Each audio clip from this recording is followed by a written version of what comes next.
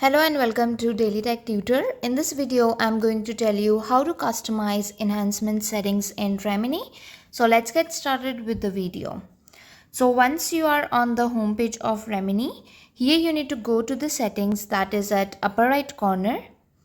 Once you are on the settings, here you need to scroll down till the end. Under general, you will get an option of enhancer preferences. You need to click on here. Here you will get the options to customize the enhancement setting. Basically, these are some default enhancement. For example, background blur, that is enabled by default. If you don't want the blurry background, you can disable it. The colors, if you don't want that, you can toggle it off. The face retouch, you can also toggle it off. So basically the next one is photo metadata. What it will do, it will save the photos that you enhance basically directly. If you don't want it, you can toggle it off. So these are the options to customize enhancement settings in Remini.